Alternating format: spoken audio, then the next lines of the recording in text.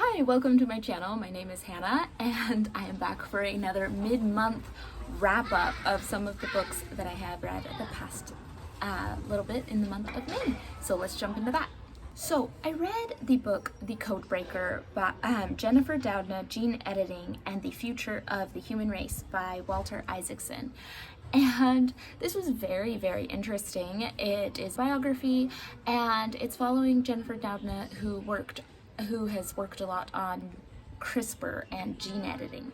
And this was something that I didn't know very much about, and I found it very interesting and a lot of very relevant, interesting topics brought up. So I highly recommend the subject. The book was well done, very well researched.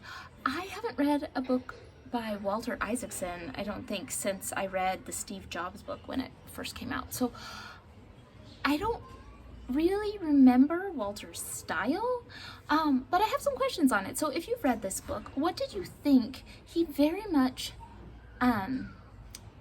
inserted himself into the narrative. I guess a lot of the biographies that I have read recently have been more of a they've done research and they've compiled information and they've written a biography, and this was very much more he spent time with Jennifer Doudna, and so it was very much from her perspective. And I was interested to see kind of the way that it was written, because I thought that the author had a lot of sway on the narrative, and it was an interesting one to look at. He jumped in a lot in the book and it kind of took me out of it almost, just giving his opinion on what he thinks was the reality in the events.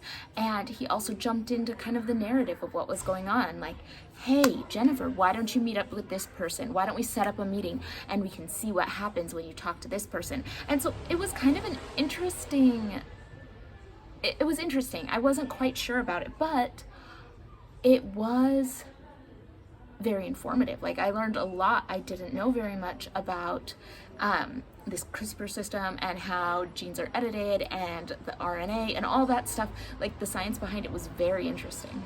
I think that it's something that if you're reading it, you definitely have to be aware of the author and their perspective, as well as I would be interested for if someone reads this who has more of a science background to know their thoughts on this. So if you've read this, let me know, but it was a very interesting read. I read and absolutely adored the book All That She Carried, The Journey of Ashley Sack, A Black Family Keepsake by Tia Miles.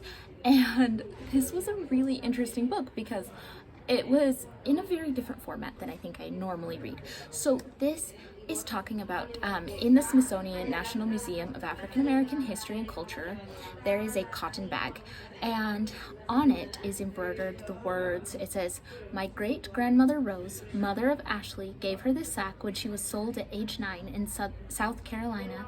It held a tattered dress, 3 handfuls of pecans, a braid of Rose's hair, told her it be filled with my love always. She never saw her again. Ashley is my grandmother. Ruth Middleton, 1921. It's kind of interesting, the idea that, okay, from this one artifact, we're going to have an entire book, but this is kind of hunting down every piece of context you can get for this artifact. And I thought it was really well done. Sometimes when I read a book and it goes off on like those tangents of, okay, so where was the cotton harvested? What was the political climate? Like all that, I feel like maybe it can be a little too broad, but the way that this book was done, it really painted a very detailed picture of how slavery was, and a beautiful portrait of families and the love that they had going through generations through these horrible times. And so I thought that it was beautiful and very heartfelt and very informative. Okay, so this is another book that I heard about from AJ Dunn at AJ Dunn Reads and Writes, so I will link their channel down below.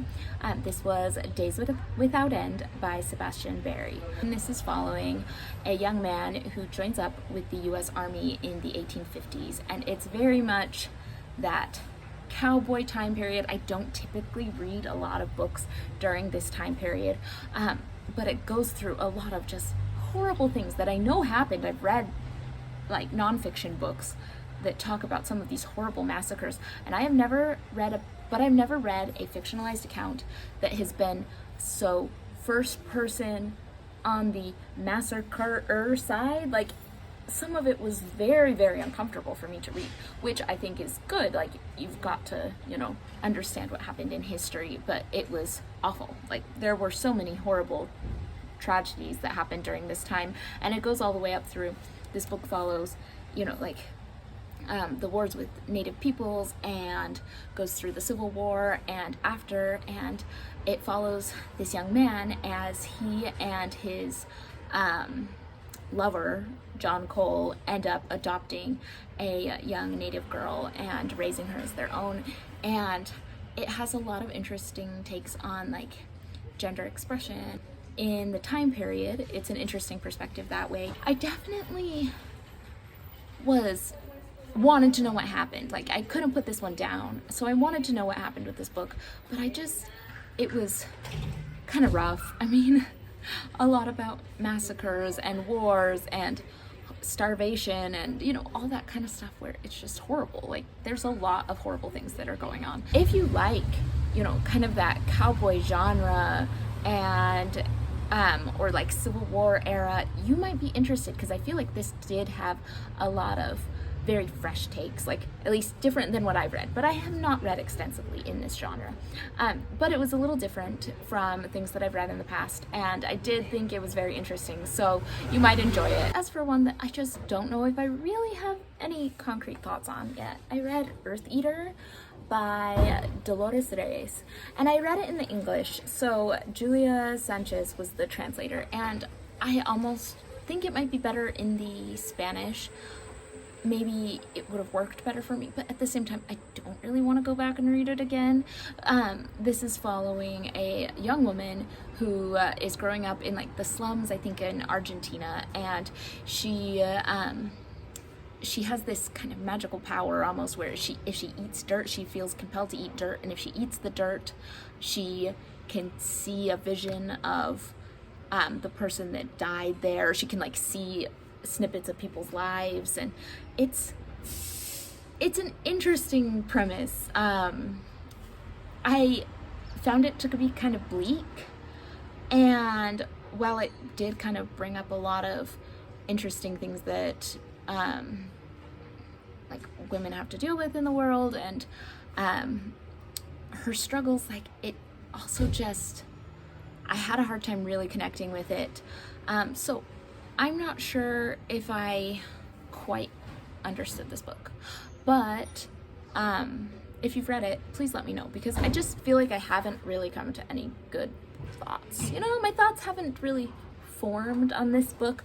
It's just gonna kind of sit in the back of my head for a long time as, oh, that one where she saw, like, where the people were buried when she ate dirt. Like, that's gonna be what I remember from it. So I'm not quite sure about this one.